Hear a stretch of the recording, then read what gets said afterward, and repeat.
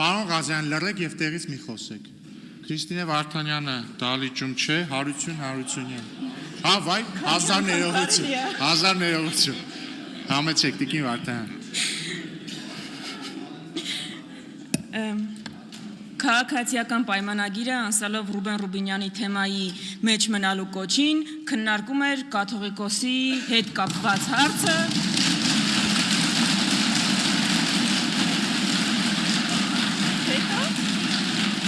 Բրավո, քննարկում էր կաթողիկոսի հետ կապված հարցը։ Շատ լավ, եկեք խաղանք ես խաղը։ Քննարկում էր կաթողիկոսի հետ կապված հարցը։ Ամենայն հայոց կաթողիկոսը Գարեգին երկրորդն է։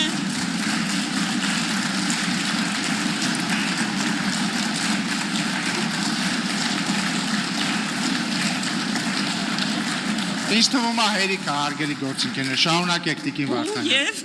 սիրելի հայրենակիցներ, ներողություն մանկապարտեզի նախապատրաստական կուրսի հերթական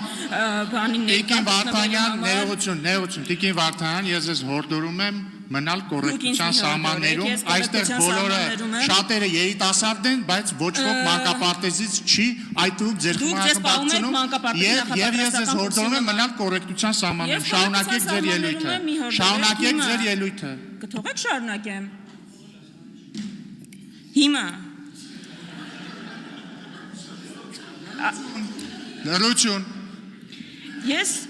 իսկապես ուզում եմ մեկ-մեկ դուք ձեզ կողքից նայեք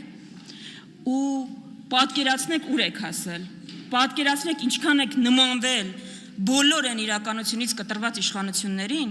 ում թվում էր, որ իրենք հավերժ իշխանության են, երբեք իշխանությունը չեն կորցնելու, միշտ իրանց տերապետության տակ ունենալու են ուժայիններին, ու իրենց թույլ էին տալիս շատ ավելի պակաս, քան դուք, բայց արժանացան այն բախտին, որին արժանացան։ Ես չգիտեմ դուք երբ կհասկանաք, որ այստեղ եք հասել ուղղակի, բայց երևի իշխանությունը կտրում է գետնից իսկապես, ամբողջական իշխանությունն էլ երևի ամբողջապես է կտրում։ Հիմա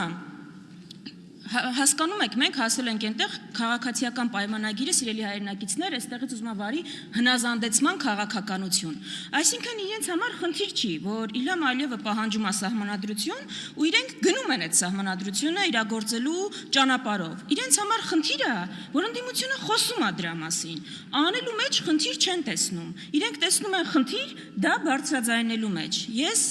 վատ նորություններ ունեմ քաղաքացիական պայմանագրի համար, մենք Իլհամ Ալիևի PR ընկերությունը չենք։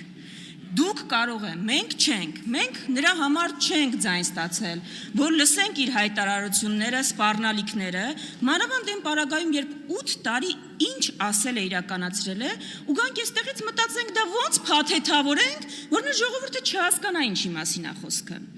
Ավելին սիրելի քաղաքացիներ, այս դահլիճում մեզ ինչ ասես կարող են անվանել ճշմարտությունը ասելու համար, բայց ճշմարտությունը ասելը ոչ թե ընդդիմության իրավունքն է, այլ պարտականությունն է, որովհետև եթե մենք հիմա չգանք ձեզ ճշմարտությունը ասենք, դուք մի քանի տարի հետո, որոշ ժամանակ հետո գալու եք ասեք մենք կարող է չենք կարդում, մենք այդ իրավունքը ունեինք, զբաղված էինք սոցիալական խնդիրներով, բա դուք ինչ էիք անում, ինչի մեջ չէիք զգուշացնում ես ամեն ինչի մասին, դրա համար դա մեր պարտականությունն է, ու ես ուղղակի ուզում եմ մի օրինակով էլի ցույց տալ, որ նոր սահմանադրություն ունենալ Հայաստանում բացառապես Ալիևյան պահանջ է եւ դա Ալիևի սահմանադրությունն է։ Այստեղից սիրելի հայրենակիցներ, քաղաքացիական պայմանագրի անդամները ասում են դա միշտ մեր օրակարգն է եղել։ Սուտ է, իրենց օրակարգը երբեք իրենք չեն խոսել նոր սահմանադրության մասին, մշտապես խոսել են սահմանադրության մի ընդհատեք ինձ, խոսել են սահմանադրության բարեփոխումների մասին եւ դրա մասին խոսել են բոլոր իշխանությունները։ Հիմա նայեք, խնդրում եմ այս նկարը։ Իլհամ Ալիև 2021 թվական Հայաստանը պետք է մշակի եւ ընդունի նոր սահմանադրություն։ Նիկոլ Փաշինյան 2024 թվական Հայաստանի Հանրապետությունը կարիք ունի նոր սահմանադրության, ոչ թե սահմանադրական փոփոխությունների, այլ նոր սահմանադրության։ Դուք չեք կարող ինձ ցույց տալ օրինակ, երբ քաղաքացիական պայմանագիրը խոսել է ոչ թե սահմանադրության փոփոխությունների, այլ նոր սահմանադրության մասին Իլհամ Ալիևի պահանջից առաջ։ Հիմա ամբողջ հարցը այն է, որ այն հանրաքվեն, որը դուք մեզ համար ուզում եք նախանշել, նախ չեք ստացել դրա համար մանդատ իրագործելու, ինչ էլ անեք, դա ապօրինի լեգիտիմ է լինելու, բայց ես ուզում եմ էլի առանց այդ հնազանդեցման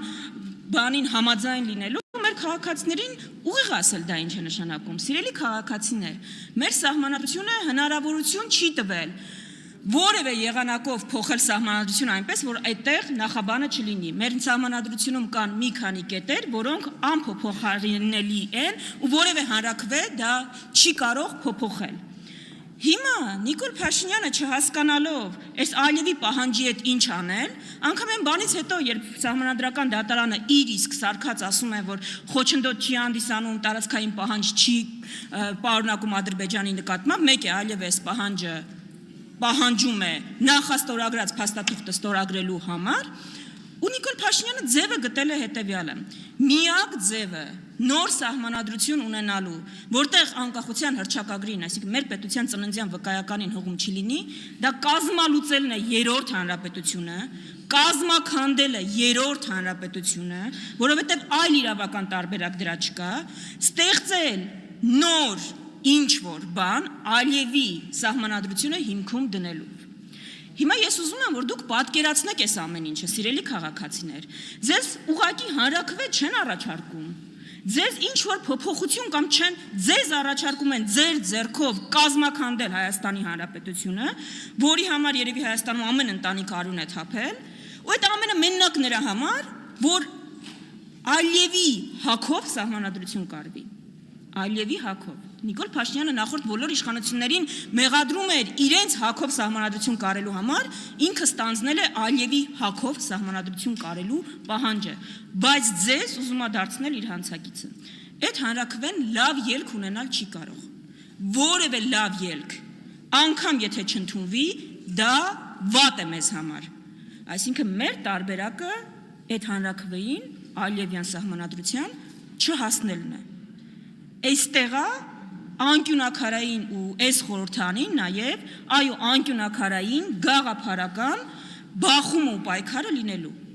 Դուք այդ ձայնը չեք տվել իշխող ուժին, ես չգիտեմ իրենք ինչ կմոգոնեն, բայց դուք այստեղ ունեք դաշնակից ընդդիմությանը ու մեր առաքելությունն է, այո, դա թույլ չտալը։ Ես այստեղ անգամ չեմ ուզում անդրադառնալ այդ որ կոնֆլիկտացին են ասում եւ այլ ասում կոնֆլիկտացինն էլ է իրենց քաղաքականությունը, իրենք են ընդհանրապես դա չի խնդիրը։ Խնդիրը հարցի էությունն է։ Եթե Հայաստանի Հանրապետությունը ունենում է Ալիևի պահանջած սահմանադրությունը, լինում է այն պետությունը, որը պատկերացնում է Ալիևը, Հայաստանի Հանրապետությունը կորցնում է իր իմաստը, կորցնում է այն, ինչի համար հայերը ընտրում են Հայաստանի Հանրապետությունում ապրելը։ Ես ուզում եմ հասկանանք, թե ինչ ռումբ է դրվում մեր պետականության տակ։ Ես իսկապես այս քննարկումը ուզում էի նաև օգտագործել մի ընդհատակ տեղից։ Ուզում էի օգտագործել ցույց տալու համար ձեզ տարբերությունները։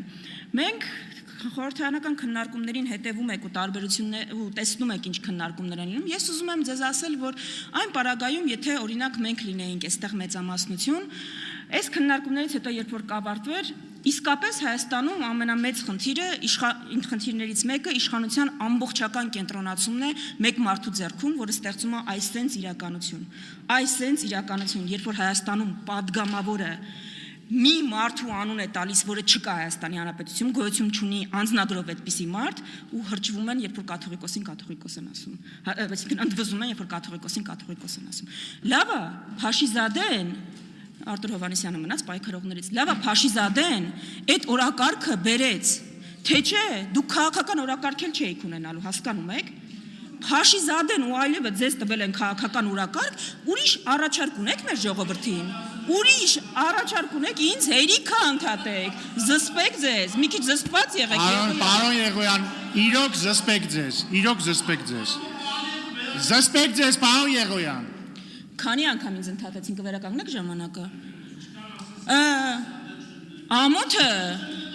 Պարոն Եղոյան, ես ձեզ նախազգուշացում եմ հայտարարում։ Նախ մի գոռացեք, երկրորդը ամոթը պարոն Եղոյան, Փաշիզադեի ու Ալիևի պահանջներ իրականացնելն է, դրանց մասին զգուշացնելը չի, ամենամեծ ամոթը դա է։ Ես իսկապես այս ամբիոնից ուզում էի խոսել, թե ինչ անհրաժեշտություն կա փոփոխություններ իրականացնելու մեր երկրում ու առաջինը դա այո, ամբողջական իշխանության զսպումն է, ամբողջական, որովհետև ցանկացած բարձվում է ուժի ձեռքում, ամբողջական իշխանությունը, այսինքն այլանդակ պատկերաբերում մեր